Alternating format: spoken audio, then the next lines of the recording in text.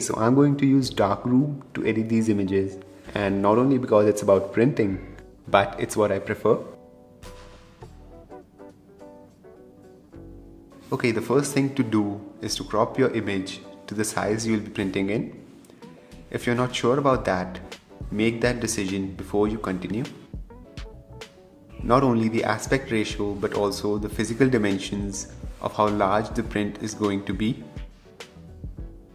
I'll be printing 4x4 squares, so a megapixel is just fine.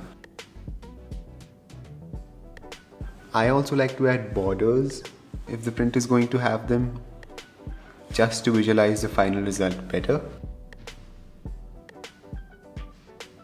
Okay, once the composition is done, what I do is increase the exposure or brightness to a level that seems just a little bit brighter than it should be. That's because the image you see on your screen is backlit by the display, while the print you will get isn't. It's also a good idea to decrease the brightness of your screen so you don't compensate for the light. And while you're at it, turn off any feature like True Tone.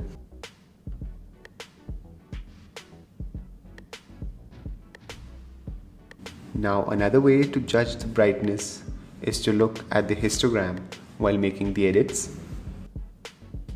A histogram simply represents the distribution of numerical data recorded in your image. It goes from completely black on the left to completely white on the right. The vertical axis represents the amount of data on that brightness. So how bright parts of the image are depends on how far right the values go, and how much of the photo is bright depends on the rise of the curve. But if the values touch the edges on the left or right, it means that detail is getting lost in the shadows or highlights are getting blown out, also known as clipping. So a histogram can help you look at your image objectively. Now some of the contrast will be lost on paper, so I'll increase that by a little. But don't go overboard with it, as you can crush the shadows a bit too easily, and shadows are going to look darker on paper than on screen. So you need to increase the shadows to a level that feels a little brighter than it needs to be. That is if you want the details to be there in print.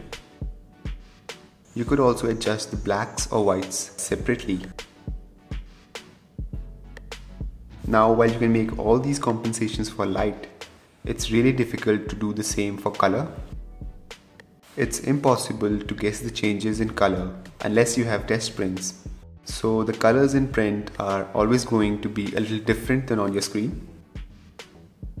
Now for saturation, I tend to oversaturate just a little, again to compensate for the screen. You can also use vibrance if the skin tones are getting too much.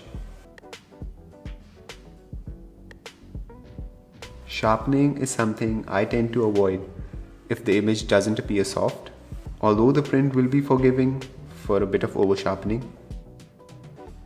Okay, once all that is done, I'll remove the borders and export.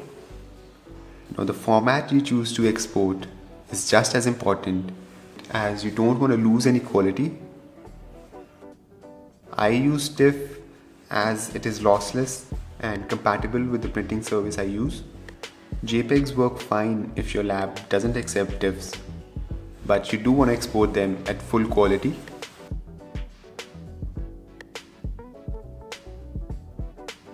And that is how I edit my photos for print. Now it's a short wait for the prints to arrive.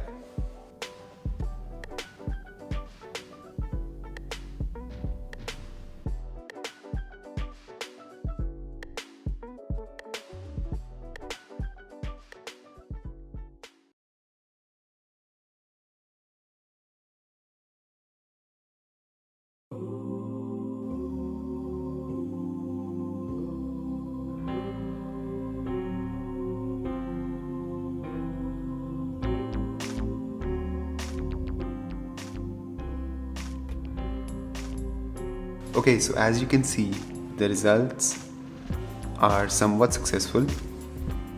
This one is mostly accurate. Shadows are nice.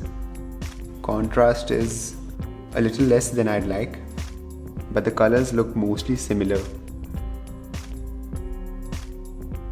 Now this turned out to be pretty good actually.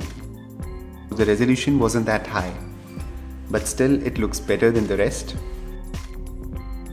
The contrast is there, colors are also pretty accurate, although a bit warmer.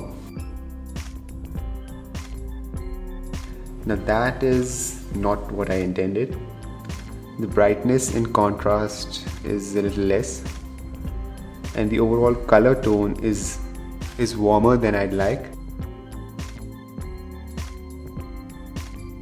Okay, so the shadows are coming out almost the same what you see on the iPad Pro's display, and the colors too are mostly accurate, even if a little warmer. And oddly enough, I think that True Tone is actually helping to get closer to the colors in print.